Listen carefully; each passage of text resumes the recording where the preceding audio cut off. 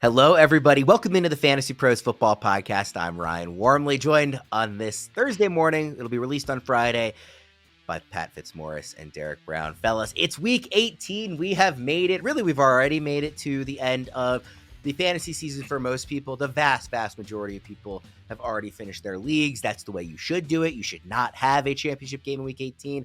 If your commissioner set up your league to do so, file a complaint because they did it wrong. Having said that, we still wanted to get together and do a show because, frankly, we love doing this show. It's super fun, and we decided to kind of twist it to a 2025 focus. So we're going to talk a little bit about some of these matchups and, who we like to win certain games, and maybe we'll touch on a couple of key, player individual matchups here or there. But by and large, this is going to be a very forward-looking show, a very 2025 slanted show, kind of some early thoughts on key questions for the offseason, key questions for what we're going to be doing with rankings next year. That's kind of how we're going to approach it. If for some reason you do have a matchup this week, I will remind you that all of our weekly consensus rankings and tiers can be found at fantasypros.com/rankings. There are rankings on the site for week 18. Maybe you can use those if you're not in a matchup to look at some betting props or play DFS or however you want to approach it. But that's how we're coming into this show the day after New Year's. It feels like a Monday, even though it's a Thursday. Weird time of year. Debra, how you doing, buddy? I'm doing good, boys, and Happy New Year. Love you boys to death. I think we were talking about this pre-show. I'll be seeing both of you in a little bit over a month. Questionable things might happen in Vegas. All I can say is that I hope the powers that be are ready for the bail money. It will be my first trip to Vegas of my life, and I'm counting on Fitz to be my Vegas tour guide. Yeah, I've definitely done some time in Las Vegas, Worm, and we'll be happy to be your Sherpa. But yeah, man, you're gonna love it. It's it's a big land of make believe with it looks like a kid's playroom come to life with all the giant properties looking so cartoonishly garish and oversized. But yeah, you have to see it to believe it. It's a pretty fun town. Now, when you say you've done some time in Vegas, do you love how mean you you've phrase been that. there or you've had a little too much fun there? No, I've never seen the inside of a Las Vegas jail cell. And from what I've heard, you really don't want to. It's not the place to get thrown into lockup. But yeah, no, I have been there quite a bit. My mom and stepdad actually used to run a trade show that operated like in Vegas maybe 2 or 3 times a year. And I helped out with a lot of those shows. So there were a lot of combined business pleasure trips, and some buddies and I have an annual trip out there. So yes, I'm pretty familiar with the town and know of all the, a lot of the fun things to do. I won't say all the fun things to do, but a lot of them. Debra, you caught the way he phrased that, right? Where he said he has the inside of a Vegas jail cell. As soon as he said it. No follow-up questions from me publicly. Maybe we'll talk about it more once we're done. I've done time. Done time is all I heard. Let's jump into the show. We're going to go through, I know sometimes we kind of highlight our 10 biggest key questions because we're looking at this from a very forward slant. We're just going to go through every matchup. So we'll be a little quicker on some of these games to try and get through the entire. This is the most games we could possibly have because there is no even Thursday night football this week. So all 16 matchups we are going to at least somewhat touch on. But again, very forward thinking, 2025 angle to this. We're going to start on the Saturday slate. First game is Browns-Ravens. It's the kind of AFC North doubleheader that we're getting on Saturday. Those are the only 2 games before Sunday. So first one, Browns-Ravens. Everyone loved Derrick Henry's fit in Baltimore this summer, but there was trepidation about drafting a 30-year-old running back who was joining a new team. He is now turning 31 on Saturday, so tomorrow for when you're likely listening to this. And he's going to enter 2025 coming off of a season where he outscored every non-quarterback except for Saquon and Jamar Chase. He had an awesome season, assuming he sticks in Baltimore, but is now another year older. Is he back to being a top half of the first round fantasy option, Fitz, or will you be fading him given that he is now another year older? I was behind consensus on Derrick Henry in my 2024 draft rankings, and that was obviously a huge mistake. So I'm trying to be more respectful with my 2025 draft ranking of Derrick Henry, but at the same time, still trying to bake in a little bit of age risk. So I've got him RB6. tentatively behind Saquon Barkley, Bijan Robinson, Jahmyr Gibbs, Josh Jacobs, and Devon Achane, and just ahead of Bucky, Irving, and Ashton Genty. So, yeah, I mean, I guess that doesn't quite put him in the top half of the first round, because I would also take at least a couple of receivers ahead of him. You know, Jamar Chase for sure, Justin Jefferson for sure, maybe Puka also, and maybe even Brock Bowers. Honestly, I think there's value to Bowers being a first rounder this year. So that puts Henry more in the round 1, round 2 turn area. But yeah, I mean, what more does the guy have to prove? Like, he was a marvelous fit with the Ravens, and looking forward to more of the same in 2025. What do you think, Debra? I think he's going to be probably the back half of the first round, and that's where he should be somewhere. I mean, depending on your league and setup and stuff like that, like 3 wide receiver leagues and stuff like that, could there be a few wide receivers that go ahead of him and stuff and pushes him in to the turn of the second round? Sure. I think my bigger takeaway is I'm not fading Derrick Henry. I didn't fade him this year. Not going to fade him next year. Like, this just comes down to he's different, man. Like, nothing efficiency wise, nothing at all like shows that he's slowing down. I'm old enough to remember after week 1, after the collective was like, oh, he's RB 31 for the week. Look at all this. Justice Hill, blah, blah, blah. Derrick Henry is dust. Dude, he's going to be an RB1 until he decides to hang up the cleats. I mean, you're telling me this guy was top 12 in missed tackles forced and explosive run rate yet again this year? I mean, I'm not kidding. He still has another game to go, and he is at the second most rushing yards he's ever had in a season in his career. Yep. He's at the third most touchdowns he's ever had in a season in his career. And again, he has another game to add to that. Like, he also, like, every single week you see there's a package on CBS about the dude's diet and his workout regimen and the $250,000 a year he spends to keep his body right. Like, 31 it's not like he's 40. Like, I get fading him to a degree. I'm not saying he should be the third overall pick in drafts, but if he's back in Baltimore and they don't add some other significant name like in the draft or something as a backup to him, I don't see any reason to think he's going to finish under 12 touchdowns next year and another, 1,200 yards. Like, and as again, assuming he's healthy, that's like worst case scenario, I think. So he will be a pretty easy pick for me. Did you boys see on the Netflix thing when they broke open the cake and stuff like that, and she's handing it to I forget the commentator, but she was handing it to Lamar and it was Henry. Jamie Erdahl. Yeah, Henry's like, I'm not eating that cake. Yeah, they're like, no, we'll pass. It's commitment, baby, commitment. Yeah. I mean, I'll put it like this: if he's going in the back half of the first round, he will be my favorite pick in that range. Yep. Going into next, again, assuming he's back in Baltimore and they don't add somebody else. Let's look at the other Saturday game here. Bengals-Steelers. Besides Cincinnati, what is the best fantasy landing spot for T. Higgins this offseason? And also, what is the worst, D-Bro? I think the best, and I was looking at this, and this comes down to, okay, well, if T is going to go somewhere, he's going to get paid. We should assume that. And I don't think that he ends up back in Cincinnati. I know Burrow wants him back. I know all that kind of stuff, but the Cincinnati owner is a known prude, is a known just, rubbing 2 nickels together. And so I don't think that he's going to pay T. Higgins. They've allowed this to go too far. For me, this comes down to 1 of 2 places as far as like the best scenario for him. And that is between 2 teams that are in the top 7 in cap space right now. And that is either Washington or the Los Angeles Chargers. If I have to pick one, it's going to be the Commanders. And I think considering everything we've seen out of Jayden Daniels, we should all feel very comfortable. There is room for growth in this passing offense, both in play volume and passing rate, as well as Jayden has been absolutely fantastic. On the flip side of that, dude, I do not want to see him end up with the team that has the second most cap space in the NFL, and that is the Las Vegas Raiders, who, because of the games they've won recently, have fallen all the way outside of the top 5 in possible draft spots as we're recording this. They are 8th in the first round. So they are on the outside, probably looking in for a quarterback right now. I do not want to invest in a free agent wide receiver going to an offense that is going to either, are we playing the Gardner Minshew game again? Are we playing the Aiden O'Connell game again? I don't want to play those games. So no, if he lands with the Raiders, I'm fading T. Higgins in 2025. Tell us how you really feel. Fitz, what do you think as far as both best fantasy landing spot again, setting aside Cincy as an option, and also the worst?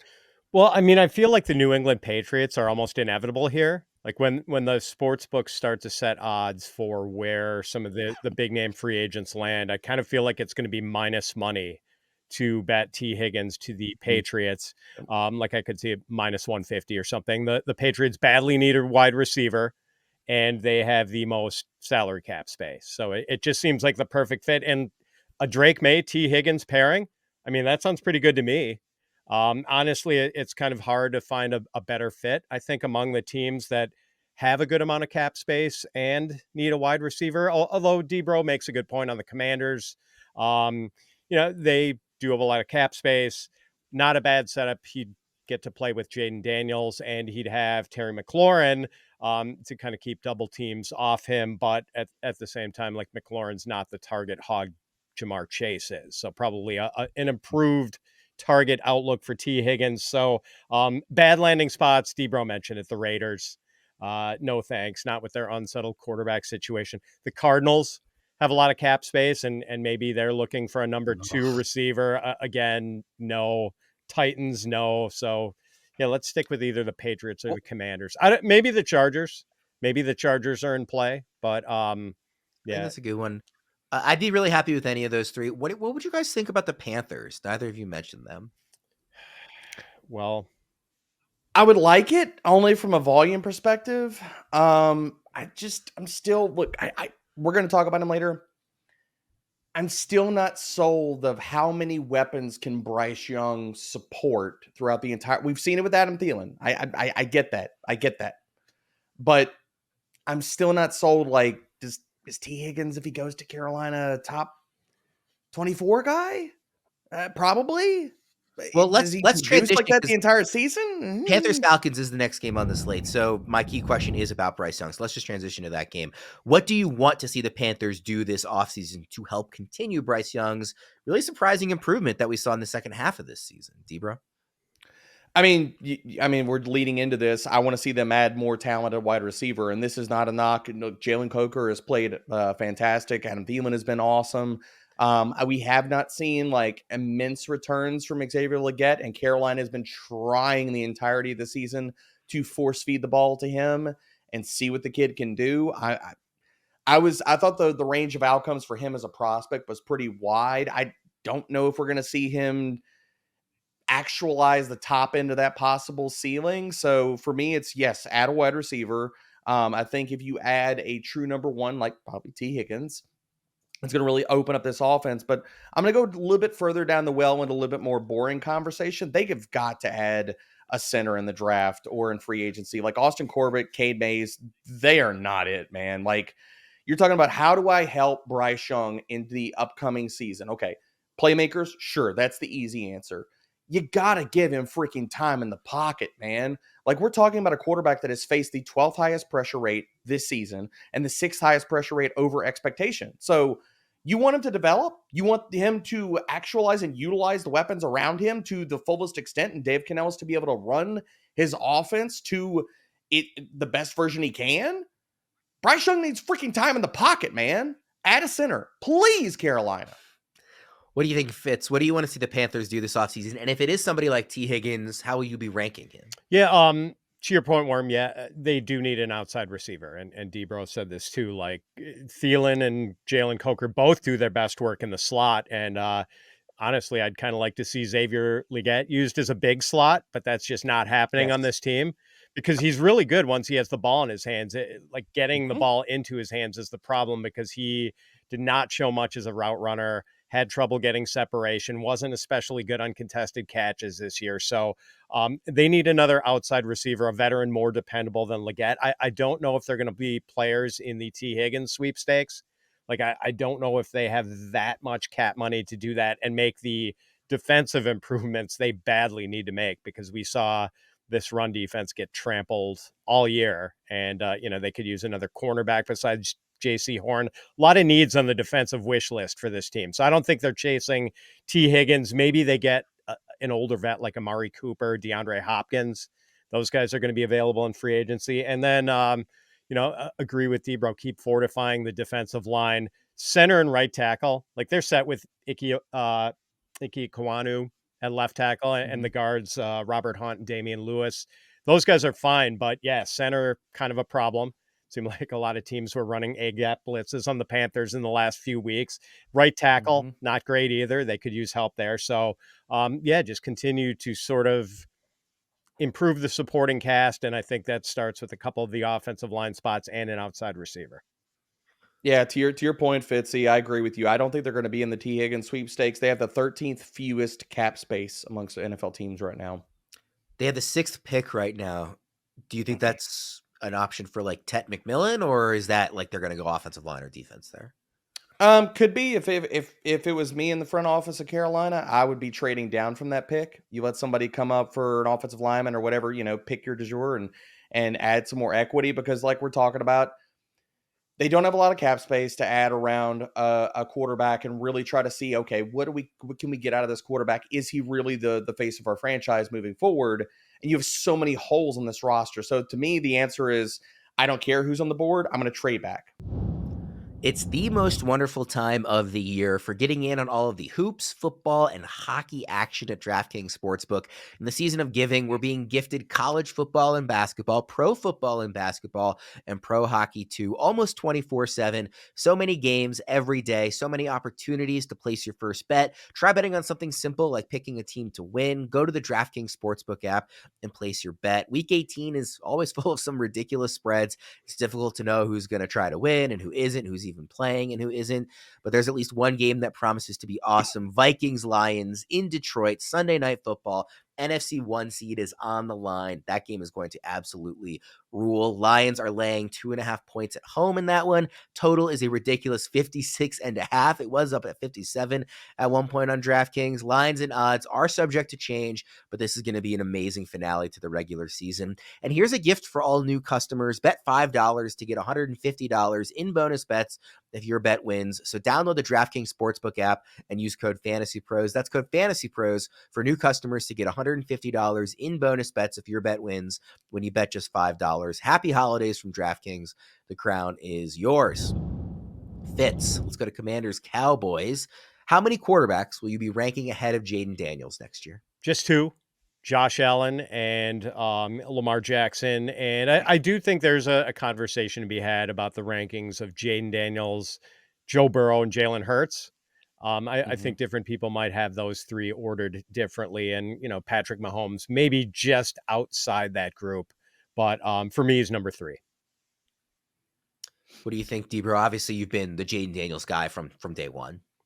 Dude, it's Lamar and it's Allen. That's the only guys that are definitively over him. Burrow, it's a conversation of weapons. What do they do this offseason? Is T back? Is he not? If he's gone, then I can't rank Burrow ahead of him is amazing. Like, as Burrow has been this year, yeah, I think Daniels, and also we're going to make some assumptions that like Washington is going to add some more talent on the offensive side, whether that's offensive line, playmakers, routing. Jayden Daniels, dude, he's a top 3 quarterback this next season. I will not be drafting any Joe Burrow next year in the range he's going to be going, because I'm just so completely like convinced in the war of like pocket passers versus mobile guys that I'm not taking a pocket passer unless he can do what Burrow has done this season, but I'm not going to bet on that happening again. He has played as well as you can possibly play. He has 2 superstar weapons. I'm just going to assume there's going to be some inherent regression, even though like Burrow's a superstar. It's not a knock on him. But if you do not have the legs in terms of your fantasy value that you're adding, I'm just not going to invest in you where Burrow is going to be going because of what he did this year. So I don't want to bet against Burrow, the player and the talent. And I'm going to make this correlation for a quarterback that everybody was in on, that we saw smash last year. That was a top 5 guy. And if the weapons get worse in Cincinnati, could Burrow have, and I'm not equating injuries into this, okay? But could Burrow have a Dak Prescott type 2025? That's if it's only Chase and the rest of the weapons are we're going to walk into 2025. Chase is the wide receiver 1. Burrow's the top 5 to 7 quarterback, blah, blah, blah, blah. And then it's a house of cards. It's a good comparison. I actually thought you were going to say a different quarterback. I thought you were going to say CJ Stroud, because Stroud was the guy that was of the pocket passers outside of Mahomes, was going like higher than anybody in drafts this year. And there was obviously injuries in his receiving core, to the point where, didn't even have Nico the whole year, but it was really just Nico who was actually producing. Bad offensive line. Sounds like that could be, possibly a similar situation that Burrow's in next year. Burrow is a superstar. I'm not saying he is, in real life football on that level, but from fantasy, again, where he's going to be drafted, I just think I'm going to have very little interest in him.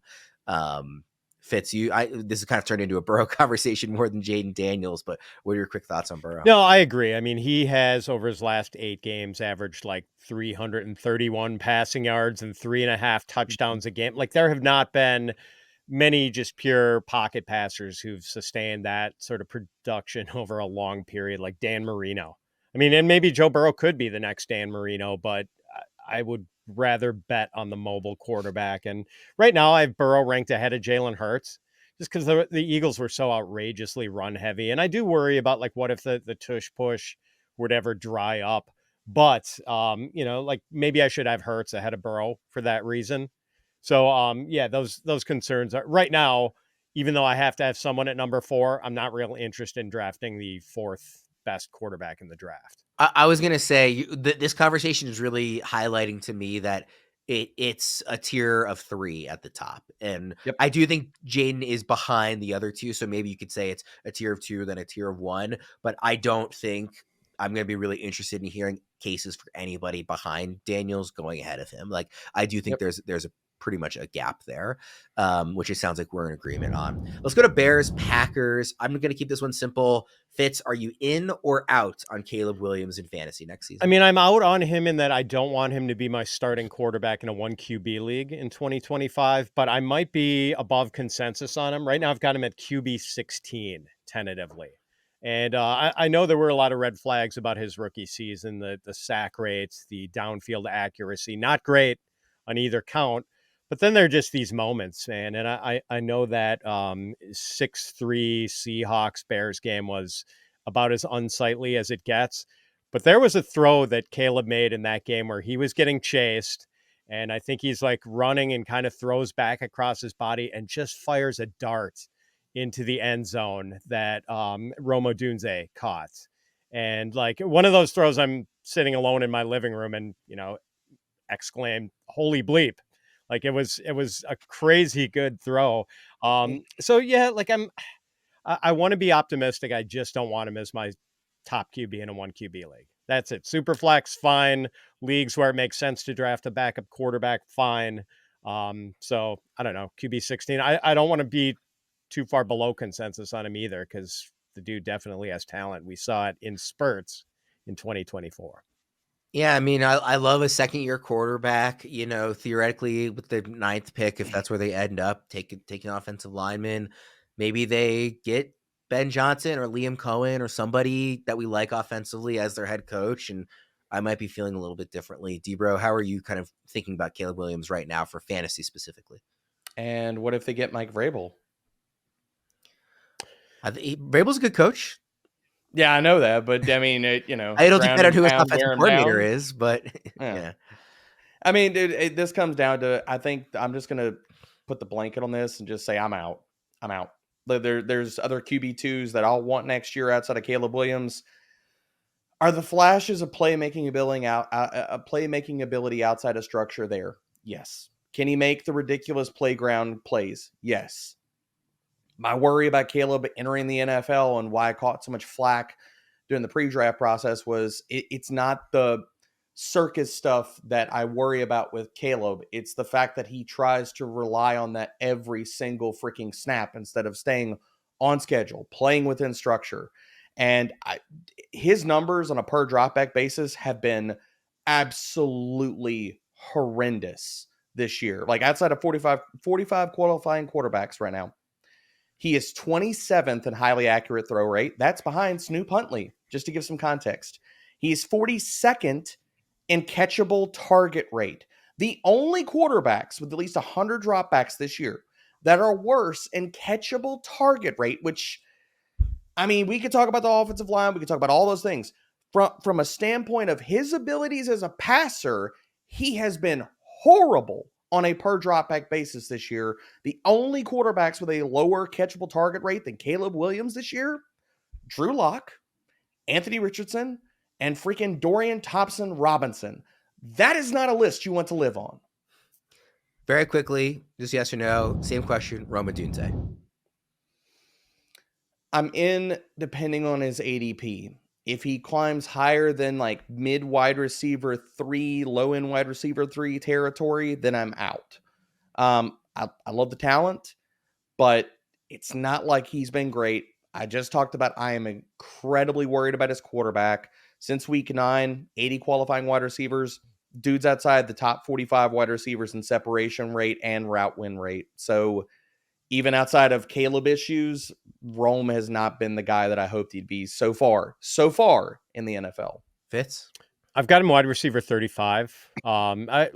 We saw some flashes of the good stuff and how reliable his hands are and how good he is at the catch point. And the Bears are probably going to let Keenan Allen walk in free agency. And I wouldn't be surprised if they dealt DJ Moore, who was like clearly unhappy all year. It's weird. DJ Moore has played with some terrible quarterbacks throughout his career, and I've never seen him look unhappier than he did this year with the Bears. So there's some sort of issue going on there. I just think Rome's going to have a clearer path to targets next year, and I still believe in the talent. Help shape the Fantasy Pros Football Podcast. Take our quick, easy survey at fantasypros.com/survey and share your feedback to help us improve. All it takes is just a minute or two at fantasypros.com/survey. All right, guys, let's go to Jaguars-Colts, which is a game we would normally not care at all about. So we're definitely looking at the 2025 slant here. Jamar Chase, Justin Jefferson, Amon-Ra St. Brown. That is the entire list of wide receivers with more fantasy points than Brian Thomas Jr. this season in half PPR scoring. Fitz, is he a locked in, no doubt about it, 2025 first rounder?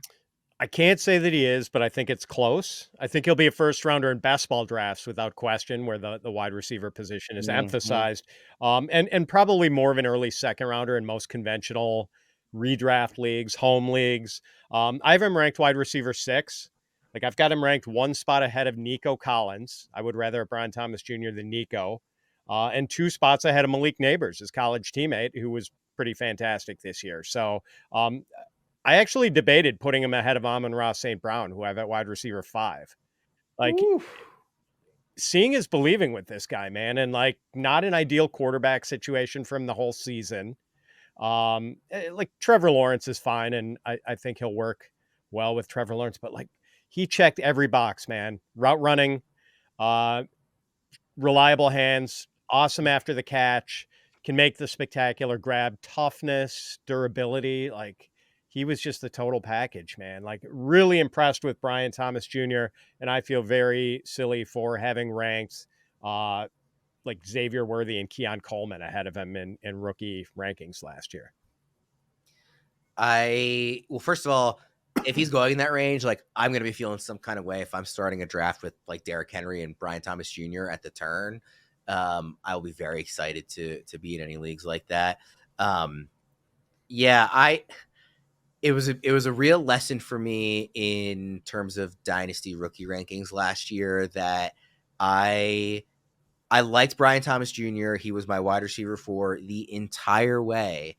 And then I was very much seduced by the idea of Xavier Worthy sliding into the Tyreek Hill role in the Chiefs offense. And I ended up taking Worthy over Thomas in a league where the thing I need more than anything is an alpha receiver. And obviously I have a ton of regret and FOMO about that. And, everybody makes mistakes drafting here and there, but it was a real lesson in terms of like, if you just think a guy is that good, like, don't get overly seduced by the situation. And we saw it to an even more extreme where not only is like Worthy, with Mahomes, Brian Thomas Jr. was with Mac Jones for a large part of this year. Like not even Trevor Lawrence, but like one of the worst quarterbacks we've seen recently. And again, Chase, Jefferson, St. Brown are the only people who outscored him at the position this year. That is insane. D-Bro, what do you think about his 2025 ranking? I don't think he's a first rounder, but I think that he should not fall out of the second round. Looking at how the offseason is going to play out and stuff like that. Like maybe I'll say this is polarizing. I still want to have like AJ Brown, I still want Nico Collins, even Mike Evans. Like no Chris Godwin probably next year. Mike Evans is not slowing down at all. Baker Mayfield is playing some of the best football of his career. Still want him above him. Like it's not that I don't like Brian Thomas Jr. And just quick on the prospect conversation about him, I was notably lower on him during the prospect season, NFL draft season. But really what this comes down to is Brian Thomas Jr. as a prospect and the Brian Thomas Jr. that we have seen in the NFL are two different players in my estimation. His growth as a route runner and what we've seen of like the total package out of him in the NFL, I thought there was a way he could get there, but to see how fast he's done this in his rookie season as a player that if you looked at his LSU prospect profile, he had one monster year on a per route basis. It was really good. It wasn't great. He was running a very limited route tree. The physical attributes were there, but his growth as a route runner, his growth as an X receiver this year has been insane. So I also want to give, this is not me throwing cold water or backing up pre-draft takes, but I want to give credence to the growth that we've seen from the prospect of the player that we're talking about right now. So I think he firmly should be in the top 2 round conversation. Round 1 is a little bit aggressive for me. Quickly, I do want to hit on the Colts because I think just given how excited a lot of people were for Anthony Richardson coming into the season, we have to at least talk about the fact that it was, injury included, as a part of this calculus, but he was benched and has dealt with injuries, and it was a really, really poor season. So, D-Bro, just very quickly, what do you want to see out of the Colts this offseason to give you more confidence in drafting Anthony Richardson next year? Man, I have, and I'll own an L here. I was incredibly high on Anthony Richardson. I thought he was going to take leaps and bounds and see some growth as a passer this year. It has not happened. I thought that we've seen small flashes of that, like the Jets game. I walked out of that game being like, wow, like he looks better. And then we saw regression in the next few games after that. Dude, I don't know what's going to help me. I'll be very honest about this in this conversation. I don't know what's going to help me give me more confidence in drafting a Rich Colt walking into next year, because if they keep this coaching staff, the luster and the glow on Shane Steichen has really fallen off this year. This offense has looked disjointed. This team has looked like they very unmotivated, very uninspired. Like you just went out and got the ever living crap beat out of you by the Giants in a must-win game. I know I'm like a lot of like bro science here, but like, dude, like there is a lot of bad vibes. Like, I don't even know if this coaching staff returns for 2025. And if that's the case, we're talking about Anthony Richardson with another coach, another new coordinator, another system, players. I mean, people maybe at the top and the coaching staff, they did not draft him. So even less like reasons to kind of see this through, man. Like, I don't know what this offseason is going to bring that's really going to give me more confidence in looking at this offense and Richardson for 2025. Fitz? Just got to hope that another off season of like OTAs and training camps and work with Steichen, if indeed he does stick around, can help his proficiency as a passer, because we knew that was going to be the issue with him coming in. He just had so little game experience, such little game experience that like he was going to be behind the curve as a passer. And now we're just hoping he can kind of get to average. Because it's not personnel. The Colts have a really good offensive line. They have a good receiver core. Could be a real plus receiver core next year if Adonai Mitchell takes another step forward. I mean, maybe they could get him a real tight end, but maybe Jelani Woods comes back healthy. That could solve that problem. So, I mean, you just have to hope that eventually, like, the experience helps him, because he's got the arm talent and he's shown it in flashes, but just has to get better about reading defenses, the little things. So I'm still cautiously optimistic about his career, actually. Let's go to Bills-Patriots. If the Pats use their draft capital and salary cap space to address offensive line and receiver, we talked about T. Higgins already. Maybe they're a team that gets McMillan, although if they have the first pick, maybe it's Travis Hunter. However they do it, whether it's draft or free agency, if they address offensive line and receiver, how many quarterbacks Fitz will have a higher potential ceiling in fantasy than Drake Maye? Oh, man, pretty much the ones we talked about earlier were him. Josh Allen, Lamar Jackson, Jayden Daniels, Joe Burrow, Jalen Hurts, Patrick Mahomes. That's about it. I've got Drake Maye ranked QB 10 for next year. Oof. Wow. I by the way, I'm not even sure I'll put, again, somebody like Burrow in that conversation. It's strictly talking fantasy, in terms of pure like fantasy ceiling. Like, to me, like, I don't really see a scenario where somebody like Burrow without the running is ever QB1 in a season. I could see Drake Maye being QB1 in a season with what he does with the legs. If again, wide receiver and offensive line are addressed. Maye didn't make his first start until week 6, and he's already got over 400 rushing yards and a couple of TD runs. So yeah, I mean, give him a full season as a starter, it's going to be up over 600 rushing yards, maybe 700.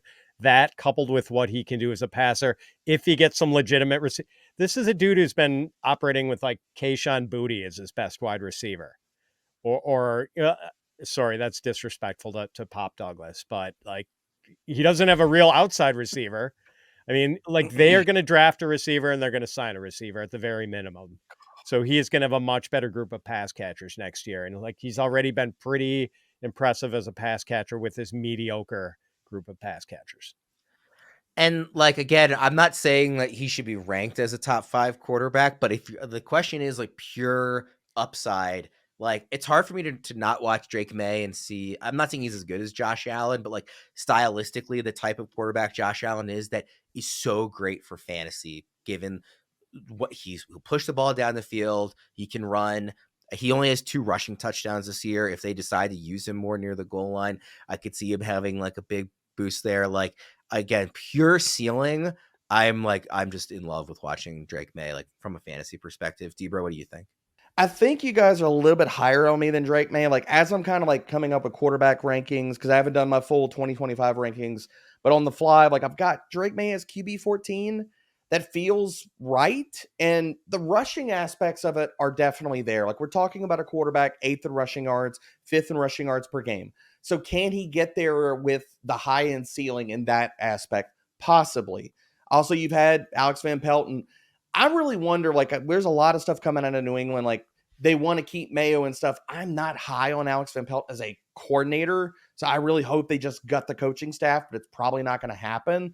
But AVP did talk about them not using quarterback runs a ton this year because of it. They're not competitive and putting Maye in harm's way.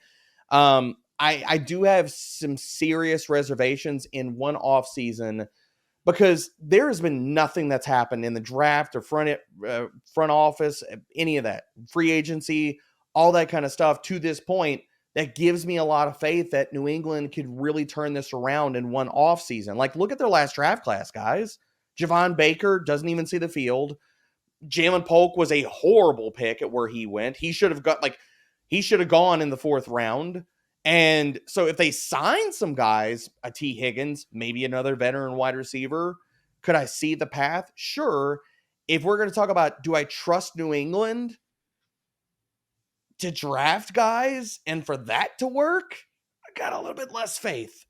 I think if I'm trusting a wide receiver addition that they've made in the draft, it's because they made that pick in the 1st round. Now that they have the 1st overall pick as it stands right now, maybe that's different, because I don't think they would take like a McMillan there. It would be somebody like Travis Hunter if it's a receiver who is large. I mean, they thought Jalen Polk was a good enough player to take in the freaking 2nd round. So, yeah, but like, teams miss on guys in that range all the time. Like, if they're drafting a receiver in the top 10, I will probably like assume that receiver is going to be a valuable addition. Yeah, I think it's fair to be worried if they don't draft a receiver till round 3 or 4 and then say, oh, we've addressed the position. I think that's where I would be more on your side, Debro, and not really on board with that. But I think in terms of ranking him for next year, it's reasonable to be, in that 10 to 15 range. Like, I think that's even maybe some might consider aggressive, but in terms of like what the best case outcome is, like, again, in fantasy, like, there's just not many quarterbacks that I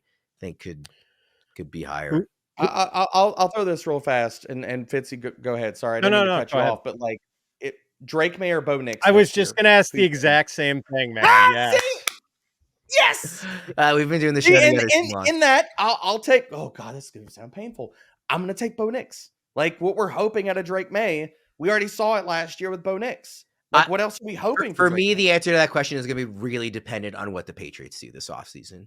If the Patriots largely run it back, then I will be 100% on Bo Nix. But if they, let's say, just as an example, sign a T. Higgins and draft a quality offensive one, like I will feel differently in that scenario. Yeah. So it's going to be really dependent on this offseason. Right. Give Drake Maye a T. Higgins, Tet McMillan combo, and I'm feeling pretty good about Drake Maye over Bo Nix. But it's a tough call for sure. And Bo Nix, especially with the development we saw or have seen from Marvin Mims the last couple of weeks. A Mims Sutton combo looks pretty good. Maybe add one of these premium tight ends to the mix in the draft. It's actually a pretty good year for tight end talent. The draft. What if T. Higgins goes to Denver? Because Denver's got the 12th most cap space. I don't see it happen. Sutton. Yeah, I don't think they're not gonna do that. If they draft like Warren though, the tight end out of Penn State, like that will be really appealing. Yeah. Yep. All right. Yeah. Interesting conversation. I love that you guys are going to ask the exact same question. The blockbuster hit Call of Duty Black Ops 6 delivers an unrivaled high-octane gameplay experience across multiplayer, zombies, and Call of Duty Warzone. The Black Ops 6 era is here and ready to wreak havoc. During this holiday season, dive into an immersive gameplay experience with friends and family. Enjoy high-octane multiplayer maps along with the triumphant return of round-based zombies. And don't miss Area 99, the new Call of Duty Warzone map.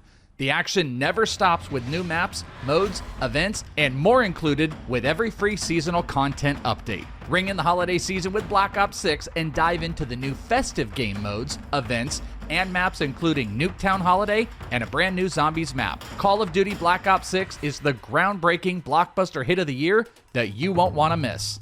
This holiday season, give the gift that keeps on giving with Call of Duty Black Ops 6. Check your online and local retailers for limited time holiday deals today. Rated M for mature.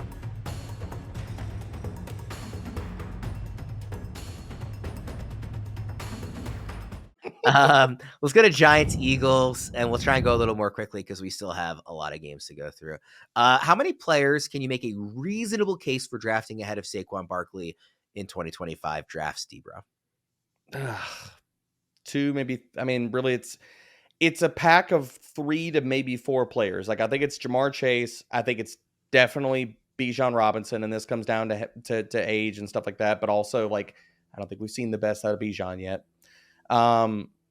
I think where the line of like whether it's 3 or 4 or top 5 comes down to what do we see out of Justin Jefferson next year, and do we get a fully healthy season out of Puka Nacua?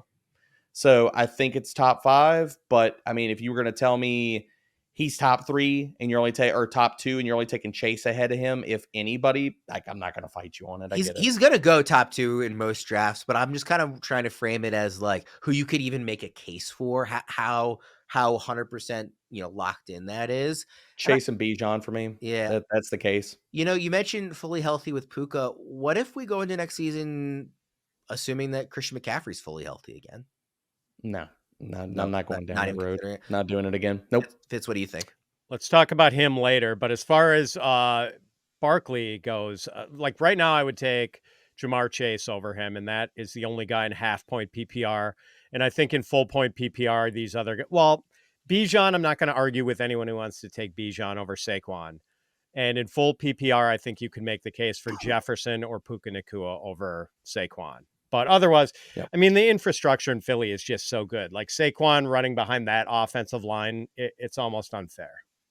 I mean, any case against Saquon outside of Chase, who I think is in that same level, but any case against Saquon is strictly a case of 28-year-old running back. I'm worried that he's going to get hurt.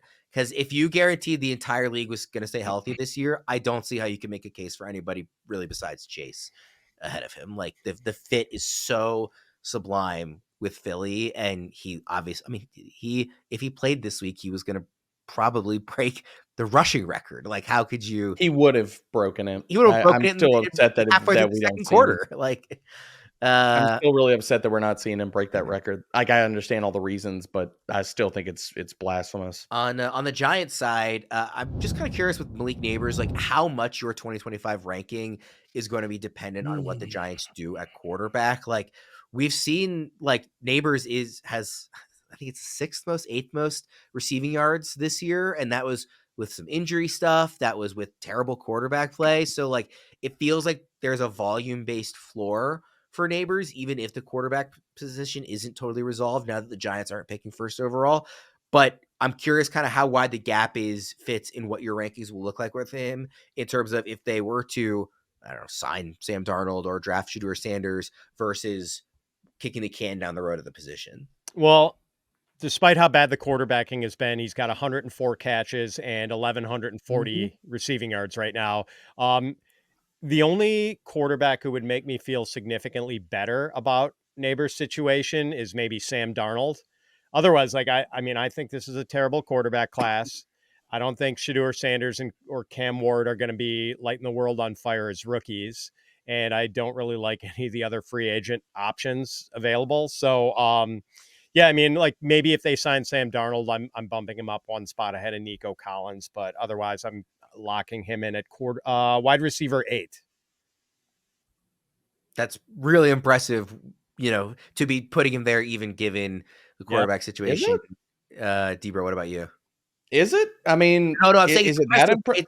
I'm saying it's impressive from Nabers. Like he is impressive. I mean, yeah. I mean, he's the wide receiver 6 in fantasy points per game right now. Like, and I really want to stress this because I think because of how these two wide receivers have finished the year, I think we are giving a ton of shine, and it is deserved. I'm not throwing cold water on this. We are giving a ton of shine to Brian Thomas Jr., but in the conversation, it's getting lost in the sauce of how freaking good Malik Nabers has been in his rookie year with worst quarterback play the entire freaking season. He has outscored Brian Thomas Jr. with horrible quarterbacking play. Look, I think Malik Nabers is a wide receiver 1 next year. I think the question of where you want to rank him as a wide receiver 1 comes down to the quarterbacking play. But I do believe that, I mean, you tell me this, guys, with the hype that Brian Thomas Jr. has gotten in the production we've seen over the last 3 to 4 weeks, where do you see their ADPs? I'm telling you right now, I think Brian Thomas Jr., we're going to walk into 2025 and he is going to be drafted ahead of Malik Nabers in almost every draft. And I can't tell you that's right. I think they're going to be like neck and neck for ADP. I think it's going to be really close. But do you think Malik will go ahead of Brian Thomas Jr. in most drafts? I don't think it happens. Probably not, because of the quarterback play and stuff. It depends on who the quarterback is for the Giants. Yeah. And people, should remember that with the 104 catches Malik Nabers has, he missed that time with the concussion. Like that's the crazy part about it. So I mean, there's a case you can make the case for Nabers over Thomas, no question. It's crazy. I was just talking about this with Erickson and Welsh on the predictions show this week. If Amon-Ra St. Brown has a down game this week, there is a very real possibility that 3 of the top 5 players in receiving yards this season are rookies. Chase and Jefferson are not, like, you're not going to reach them. But those 3, Brian Thomas Jr., Brock Bowers, and Malik Nabers, are all inside the top 8. And the other guys inside the top 8 are like Jerry Jeudy, who has bad quarterback play, CeeDee Lamb, who's not playing anymore. So if Amon-Ra St. Brown has a bad game and those other 3 have good games, not even insane games, just good games, we could see 3 of the top 5 receiving yards leaders this season are rookies. Common thread between all 3 of those players is their offenses all just fell apart around them and they got hyper targeted. And I'm not saying that, like, look, I am a firm believer that targets are earned and that is a reflection of talent. But that's the common thread about all 3 of those guys. They were the unquestioned dude of their passing game. My takeaway is, how did LSU ever lose a game last year with Jayden Daniels, Malik Nabers, and Brian Thomas Jr.? Defense. Their defense was not exactly airtight. Yeah. Next game, Saints, Bucks. This one I'll keep simple. Bucky Irving is dynasty RB what, Fitz? 6. RB 6. Debra? I got him at RB9. I saw ECR has him at RB10. I think the conversation for him starts probably around RB6. And he's Kyren Williams 2.0, man. The college production was there. The tackle breaking metrics were there.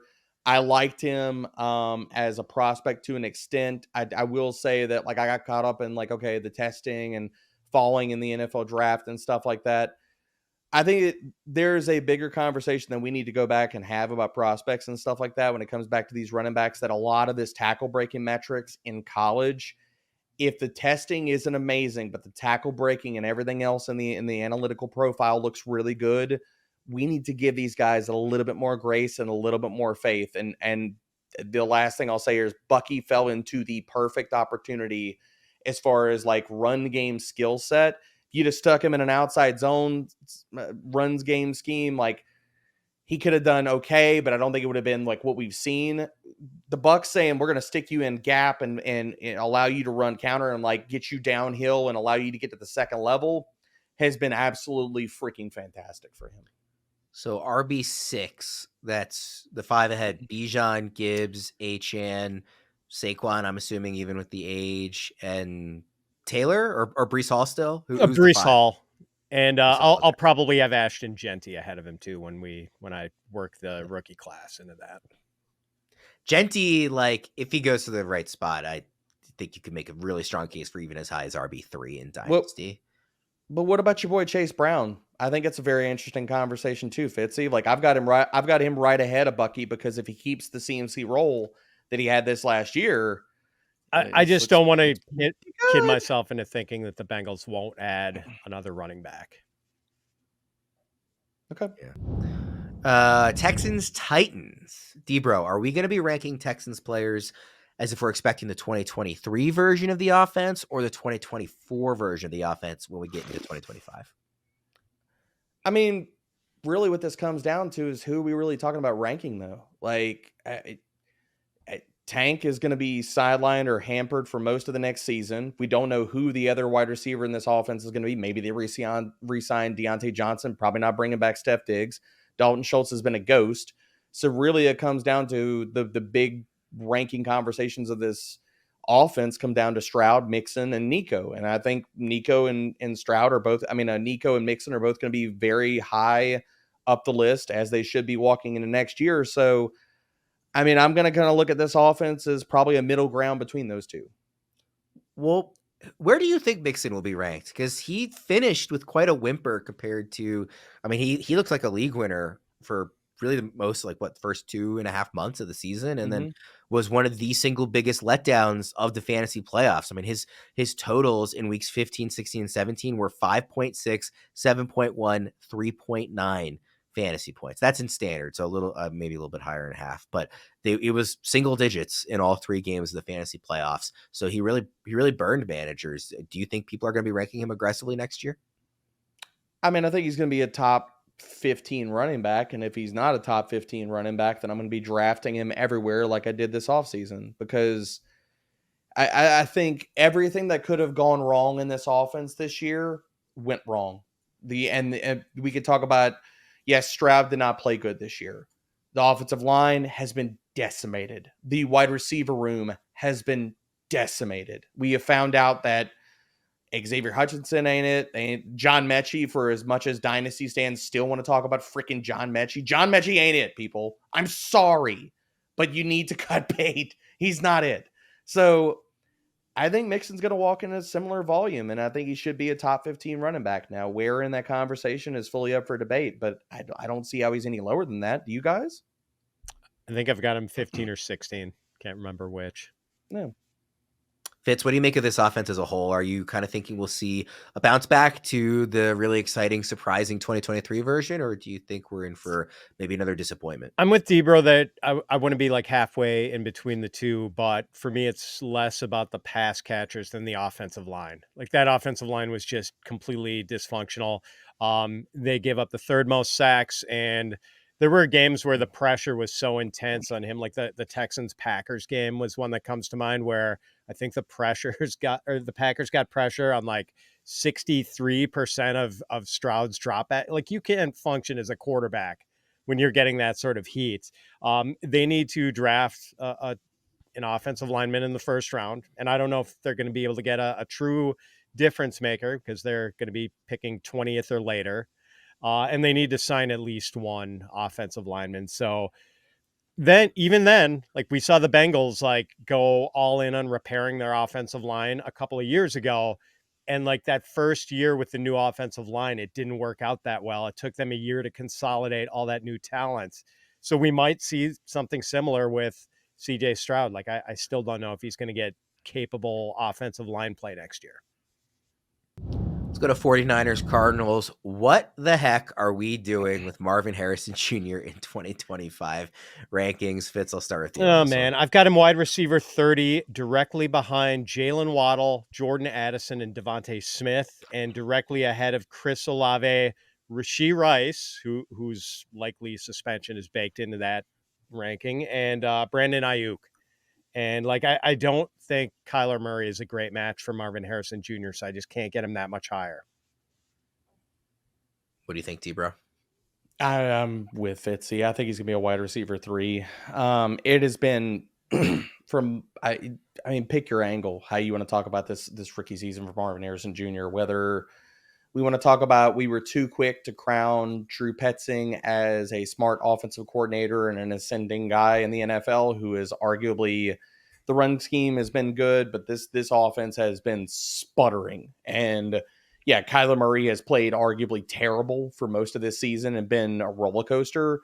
But the other things that he's done with the utilization of Marvin Harrison Jr., like using him on field stretching routes as a clear out guy and stuff like that, is just egregious, man. Like I don't understand how you reconcile that. So for me, Marvin Harrison Jr. is a wide receiver 3. I'm not going to be able to get him higher than that. Like it's the usage, it's Kyler, it's the fact that still since week 9, he's 56th in separation out of 80 qualifying wide receivers. So he's got to own some of this too. I have a hard time pushing him any higher. Just to play devil's advocate, I know, like, relative to the hype, it's just a massive disappointment. This is still a rookie receiver in a flawed offense who has over 800 receiving yards as a rookie, who has 7 touchdowns as a rookie. Like, that's not, in a vacuum, a bad rookie season, Fitz. Yeah, totally agree. And I agree with what Debro said in that, like, the average depth of target for Marvin Harrison Jr. in his rookie year was way too high. And I wish we saw, and I've said this on past shows, I wish we saw them scheme up easy completions the way the Bengals do with Jamar Chase. Like, yes, Jamar Chase does go deep and hit the home run ball, but like they also throw Jamar Chase bubble screens and little hitches and like get Marvin Harrison Jr. more involved in the offense that way. Please design targets, utilize him on a freaking crosser out rounds, in like utilize him as a damn route runner. Like, please, Petzing. Under 60 receptions so far this season. That's just not. I just don't get it. I just don't want to overreact to the fact that yes, it was a letdown relative to where he was going in drafts and to the hype we had for him, and also the fact that you see 3 other rookies plus throw in Lad McConkey, like, who have been way more productive as rookies. It's easy to say, like, we thought Marvin Harrison Jr. was just going to have this historic, impact and this generational prospect. And now we're seeing Nabers do that, and Brock Bowers do that, and Brian Thomas Jr. do that. And then he's also not doing it himself. But again, like 800 yards and 7 touchdowns, still another game to go, is like, I don't want to swing too far the other way and be too low on him in 2025 rankings. I think I'm going to be, I would guess, depending on where he falls, that I will be slightly ahead of consensus on him. Not significantly, but slightly for next year. No, I get that, Worm. I guess my big question to counterpoint to you is like, I don't want to fade the talent and things like that. Do you have faith that this offensive coordinator, if he returns, and I don't see a reason how he doesn't, is going to learn the error of his ways and utilize this player in the way that he should be utilized? That's a good point. If the situation doesn't really change, man, why would I think his production will? I guess just have to hope, I guess. Let's go to Chiefs-Broncos.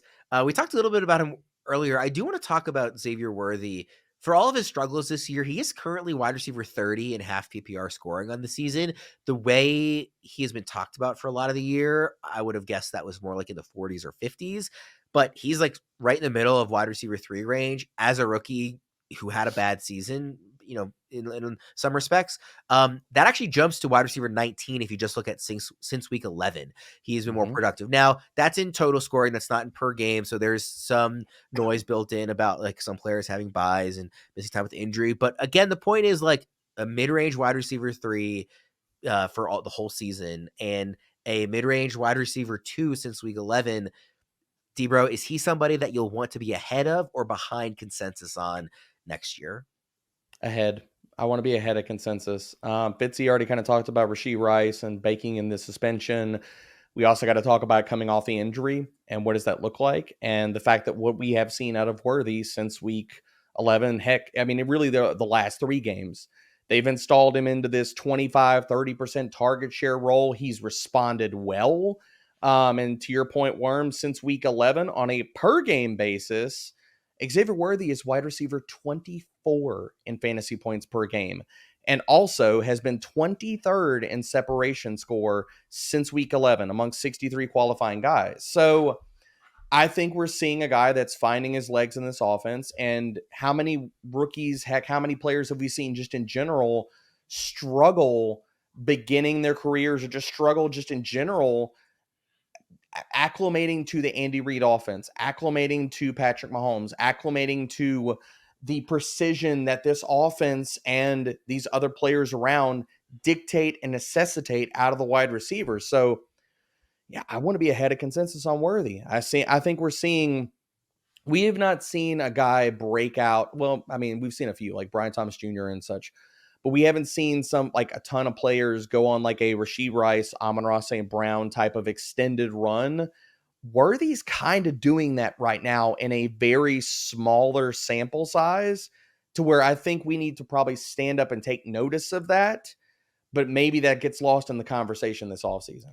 I'm curious what you think, Fitz. I mean, he's only 21 years old. Obviously, we've seen, like D-Bro highlighted, players take some time to acclimate to this offense before. He's finishing strong, and it's still hard for me to not just be, I mean, I know I talked about earlier in this episode, not being seduced by the situation, but it's still hard for me to not be like fastest player in the league paired with Mahomes. This is a good thing for fantasy. I don't feel like I have a really strong sense of where consensus will be next year. So I kind of struggle to put a number to it to say, is this too high or too low? Because I don't know where he's going to end up, but wherever he ends up, do you expect to find yourself ahead of or behind consensus? I feel like I might be behind based on the conversation so far. Like he's one of the hardest guys to rank or was when I put together my initial 2025 rankings. I came in at wide receiver 43, and that sounds pretty low when you say that he is, like a wide receiver 2 or wide receiver 3 in fantasy points per game over the last however long it's been. But we also have to factor in that, we're getting injured guys back, Chris Godwin, Brandon Ayuk. There are going to be some splashy, well, at least 1 or 2 splashy rookie receivers coming in.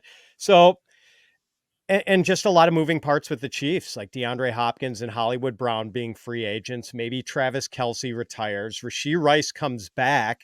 And I don't know how complementary the skill sets of Rashee Rice and Xavier Worthy are. Because like Xavier Worthy, for all his speed, is not really a vertical receiver. He's more of a catch and run guy. And obviously Rashee Rice is too. So he is a guy I'm going to be pondering a lot in the coming months before we really get into the earnest part of draft season. And like, okay, I need to figure out where exactly I am on him. D-Bro, where do you think, if you want to put a number to it, like in terms of a ranking, like again, nobody's going to hold you to this. It's January 2nd, but if you had to guess where you're going to end up, what do you think? Because I hear wide receiver 43 from Fitz, and that does sound low to me. I somewhere in the wide receiver 3 range. I think somewhere in that wide receiver 31 to 35, kind of 35, 36 bucket. That's exactly what I was thinking. Yeah. I mean, because I think Fitzy brings up a lot of really good points here. I do think there's a very big possibility, considering especially if you look at the contract that Travis Kelce has, if they go out and they win the Super Bowl this year, I think there's a very real possibility that he retires. And look, Hollywood and Hopkins are not locks to be back in this passing attack. So what are we talking about? What does this passing attack look like next year? Even with all those moving parts right now, we still know that if Kelsey comes back, he will be another year older. We've seen the fall off in the efficiency this year. And if Rice is suspended, who knows how long, and is coming back from a major injury, Worthy, like when Rice comes back, Worthy could be the wide receiver one, and then they're trying to figure out what do we do with Rashee Rice, not what do we do with Xavier Worthy. I will be surprised if they win the Super Bowl if Kelsey doesn't retire. Like I'm really that's fair. expecting. I agree. He's got so many great things going off, and I could see him retiring even if they don't win the Super, even if they fall short. Like I could see that happening. Kind of feels like a very quiet last hurrah for Travis Kelce this year. It's what I'm expecting. Seahawks-Rams. Kyren Williams is somebody that I definitely faded in drafts this year. And he's somebody that we haven't really talked about a lot this year because he's just done what he did the year before. He repeated his breakout success. Is he, Debro, a 2025 first round lock for you? No. And I was on the side of Kyren Williams keeping the role and stuff. I know we were, going all the way back to like, okay, he was getting kick return, punt return, all that kind of mess and the noise and the news that came out. Looking at the season that Kyren Williams has had, I find myself a lot more concerned about what his 2025 outlook is. I mean, and he's kept the role the entire year. He's been the engine of the offense. Those things are not wrong. The worries for me, and this is the conversation that we've had on this show that we had in the offseason, that we had numerous times, was I think it's a very similar conversation and looking at him in a way that I looked at Rachaad White entering this year. It was the volume and the role are elite, but what we've seen out of Kyren last year, before he got hurt, he was awesome on a per touch basis.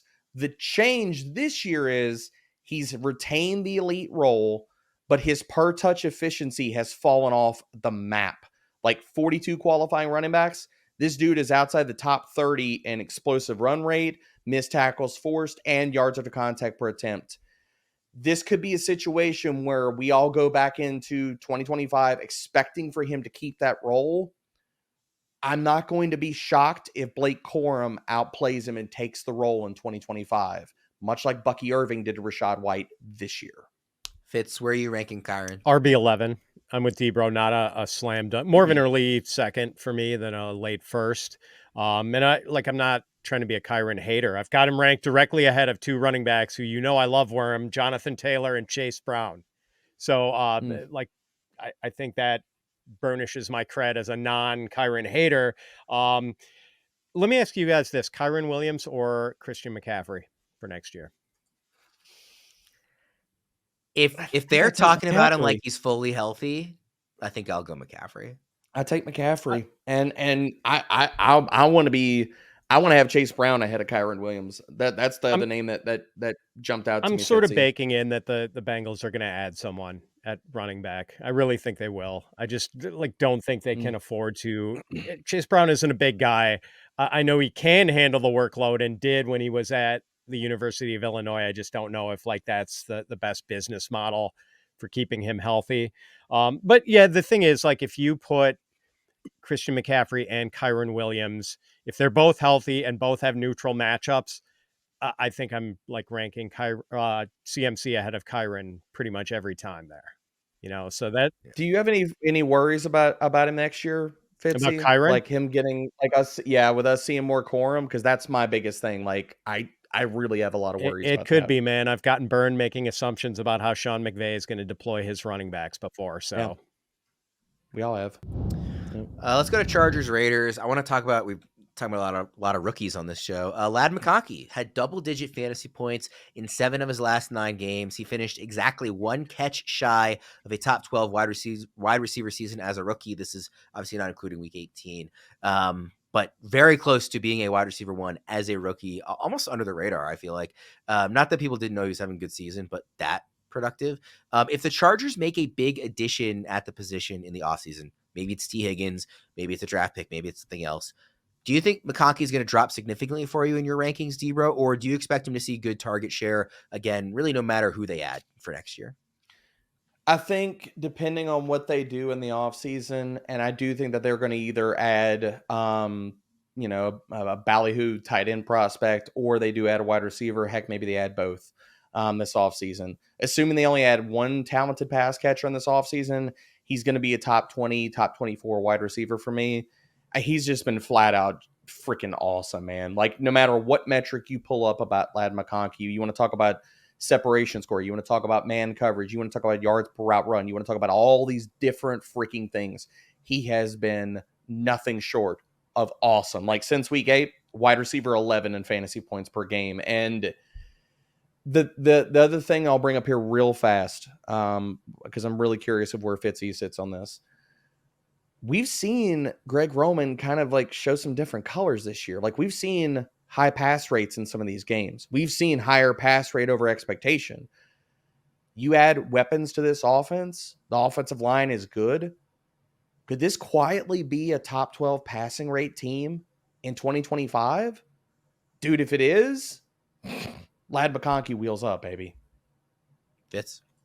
Yeah, it's crazy that I'm no longer that concerned about the Greg Roman offense, like bogging down the Justin Herbert and the pass catchers in this offense.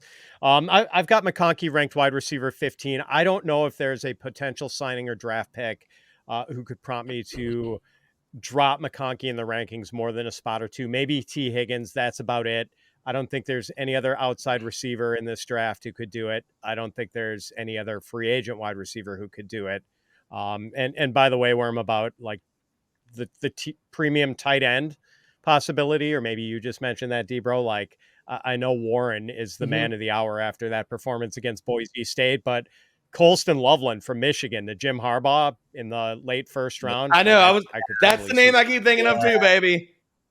Yeah. Great call. That's the name. And to your point, Fitzy, I think that brings up something that kind of I got lost on, but as you were unpacking everything, I could make you a really good case that signing T. Higgins or bringing somebody else in there just does nothing but help Ladd McConkey, both by if we have more weapons, we're going to pass the ball more, and taking defensive attention away from Ladd McConkey. So to me, I think there's a better case to be made of, bro, like we should probably be really high on Ladd McConkey regardless of whatever the hell happens this offseason. Did you say, Debro? I know Fitz said, did you say where you're going to rank him, you think?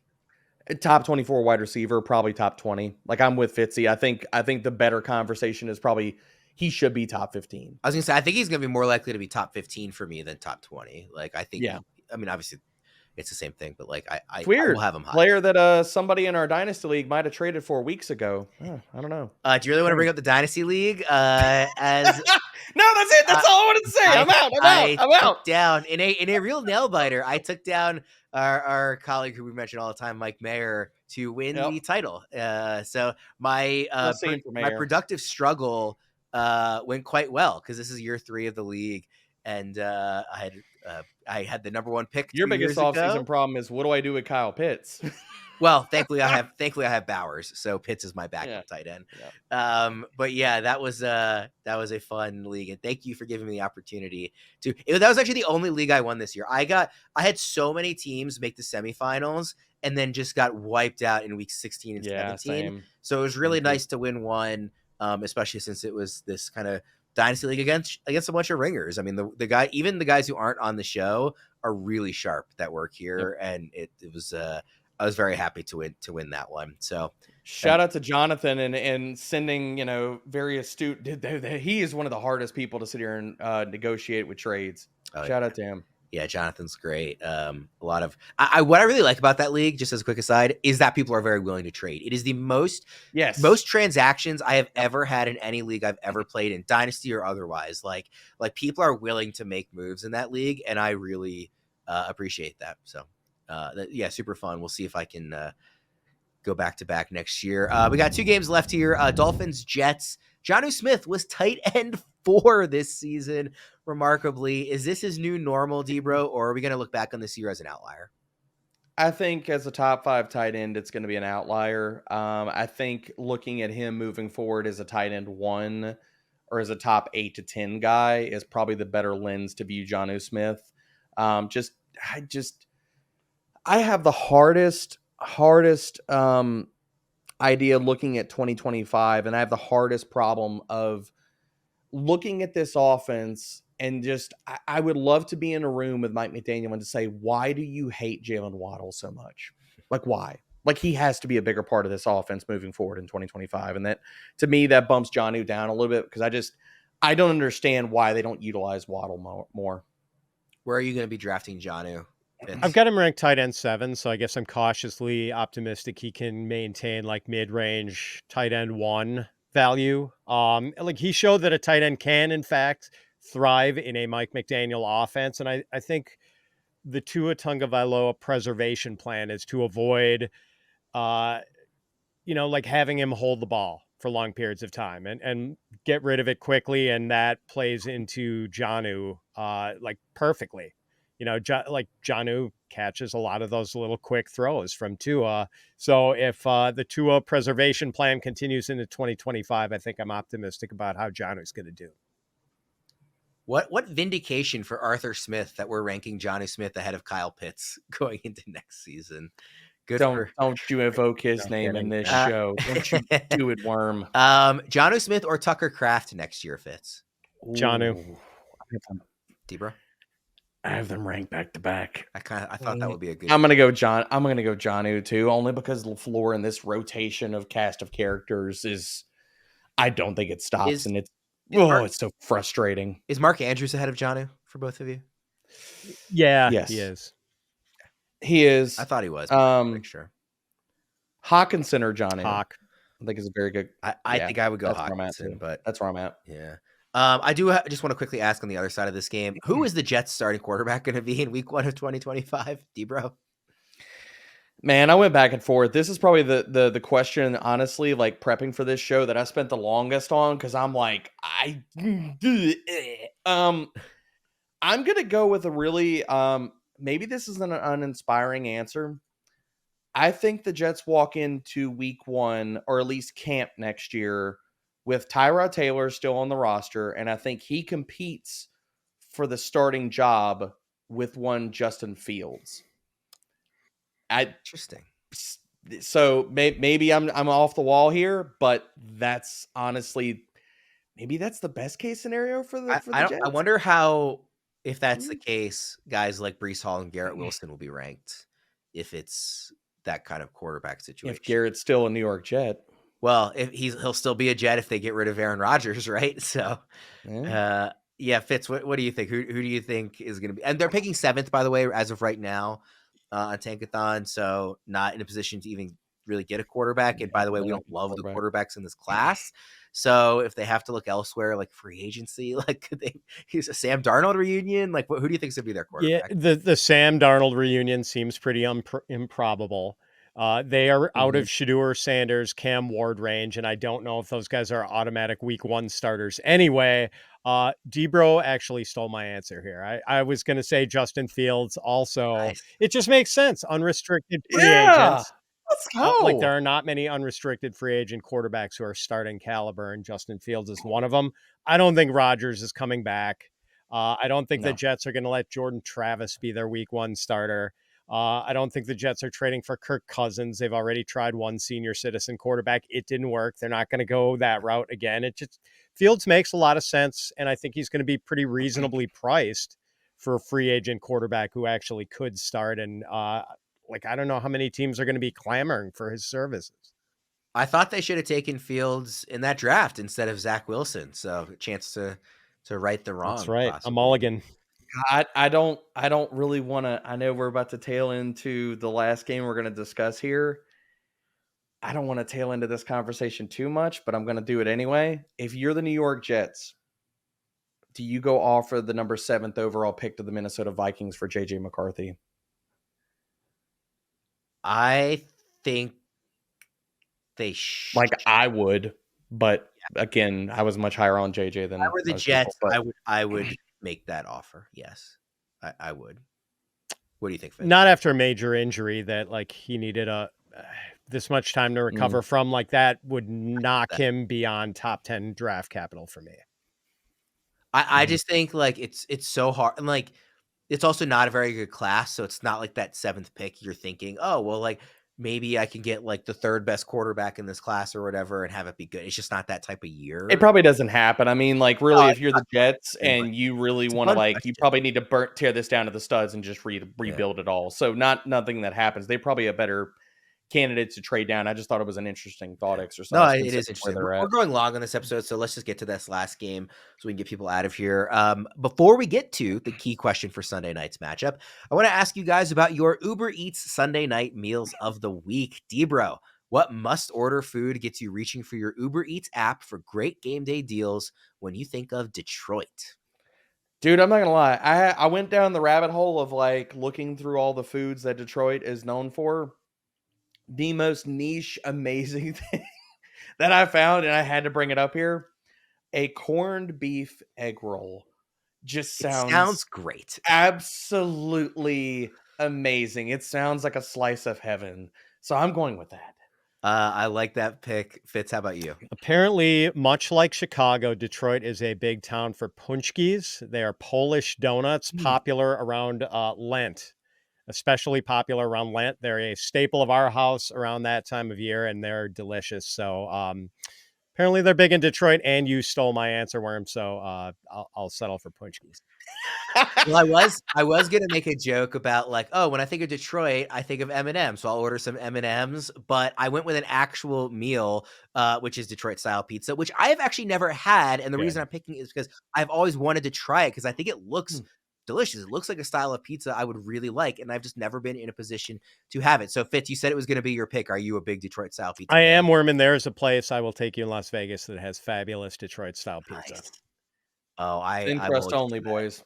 Thin crust is the way. Sorry. I do tend to like New York style pizza better than like deep dish Chicago, but I like that Detroit isn't like, it seems like, again, I haven't tried it, but like not quite as extreme as like a true deep dish. And I think I would like the thicker kind of like pan crust style a lot. So I would love to try it. There you have it. Our Uber Eats Sunday night meals of the week. We got Detroit style pizza. We've got, I don't even know how to pronounce Fitz's. And we've got the punchki, and we've got the corned beef pork rolls, or I already forgot what Debro said. What was yours again? It's a corned beef egg roll. Corned beef egg roll. Okay, sorry, I forgot to write them down. I'm trying to remember off the top of my head. The worm right now. It's the last one of these for the year. That's my bad. All I really remembered was the Detroit style pizza. Uber Eats does have the best game day deals all season long. That's something you can't forget. Order now for game day. All right, guys. Key question here. On the Vikings side, you made a good point that we could have talked about Sam Darnold. I have been really operating under the assumption that they are just going to go to JJ McCarthy, that they are going to stick with the plan. As good as Darnold has been, they are going to say he really benefited from the setup he's in, and they could continue to benefit, sure, but I think it's more possible now than I would have thought weeks or months ago than the possibility that they would keep him. But I'm still operating under the assumption that JJ McCarthy will be the starting quarterback next year. So I wanted to pose a question about a different player, and it's Jordan Addison. He was wide receiver 16 on a per game basis this season. So not far off from a wide receiver 1. Do you expect to rank him, Debro, higher or lower than 16th at the position in 2025 rankings? I think lower, but not a ton lower. And again, I'm just owning L's left and right here. The growth that we've seen from Jordan Addison, because if you look at all the per route metrics in his rookie season, he relied on touchdowns. It was insane touchdown luck, like that run out of his rookie season. It wasn't the target earning opportunity. It wasn't the yards per route. It wasn't anything else that we think is sticky looking at wide receivers moving forward. He has improved all those metrics. He has taken a huge step forward in the second half, because if you look at it, and I know everybody, likes to kindly look away, the beginning of his season was not pretty. He was a wide receiver 4. He wasn't doing anything. And he has really turned it on in the second part of this season. The reason I can't go higher or have him in that range of where he's producing right now, I think another year off the injury, we see a revitalization of TJ Hawkinson, who's still not truly 100% right now. So I think Hawk being a much bigger part of this offense in 2025 hurts Addison some, although I think he still needs to be a top 24 wide receiver. Fitz, what do you think? I've got Addison ranked wide receiver 28, and I suspect I'm going to be like 4 or 5 spots behind consensus on him. But Justin Jefferson isn't going anywhere. as Debro mentioned, Mhm. we're going to get a better version of TJ Hawkinson. And for that matter, we're going to get a whole season of TJ Hawkinson, which we didn't get this year. And more than that, it's less about the target competition and more about rather than having Sam Darnold in a career year, we're going to get a young and inexperienced JJ McCarthy, most likely at quarterback for the Vikings, which, I think is going to drive down Addison's value a bit. I wanted to ask on the other side of this one too. I'm expecting the consensus top 2 tight ends next year to be Brock Bowers and Trey McBride. Maybe that'll be proven wrong, but I would have to imagine No that's doubt. the clear number 1 and the clear number Yeah, 2 in that agreed. order. How many names besides those two will you guys be taking ahead of Sam Laporta, who obviously had a Brock Bowers-esque rookie season, not quite as impressive, but this like borderline historic, like really, really shockingly great rookie year, but took a step back this year, not always seemingly through any fault of his own. There were a lot of mouths to feed. He's been better in the second half of the year than he was in the first half of the year. So kind of taking all of that in consideration over the last 2 years for Laporta. Fitz, I'll start with you. Besides Bowers and McBride, how many other names are you taking ahead of him next year? Only one, but I would take this guy at least a full round ahead of Sam Laporta, George Kittle. Yep. And same for you, Debro, just the one. So Yep. Laporta. That is, I mean, Fitzy's right reading off my damn notes, man. I love it. That is the only player, legit. And we also need to give a little bit of shine. George Kittle, the tight end 1 this season, because I haven't heard that discussed a ton. He's been awesome, and I don't think anything changes or falls off with him. So it's only George Kittle for me. Yeah, I'm trying to think of who I would even, besides Kittle, who you guys both have ahead, who I would even pit against Laporta in like a head-to-head debate, like Hawkinson. Hawkinson's a good conversation. But he does have both Addison and Justin Jefferson, and theoretically, essentially a rookie quarterback in his first year coming off an injury. Mark Andrews, I think, will get a lot of touchdowns, but the yardage just isn't there. And another year older, he's getting up there. Tucker Kraft is a guy I really like, but I don't think I could really take him ahead of Laporta. Like, there's not a lot of names in that range that I would go in saying, oh yeah, I really want to invest in this guy ahead of somebody who we've seen the ceiling of Laporta. I think the conversation is Laporta versus Hawkinson. That's where I'm at. I think that's probably about right. Awesome. Well, we got through a lot of matchups here. We've done a lot of these key questions this season. Boys, it has been a very fun year. I love doing this show. I say it every season, but this is, maybe my most favorite fun show of the week. Always have a good time. Fun to be looking ahead to 2025 already. It's only January 2nd, and we're already thinking about those August drafts. I cannot wait for more offseason discussions to come. Again, best of luck to anybody who is forced to play in Week 18. Hopefully that is not you. Hopefully you were just listening to preview the weekend to think about 2025 a bit more. But I hope you boys had a good New Year's and holiday time with your respective families. For Debro and Fitz, I'm Ryan Wormeli. Thank you, everybody, for tuning in both today and all season long. And we'll see you again next time.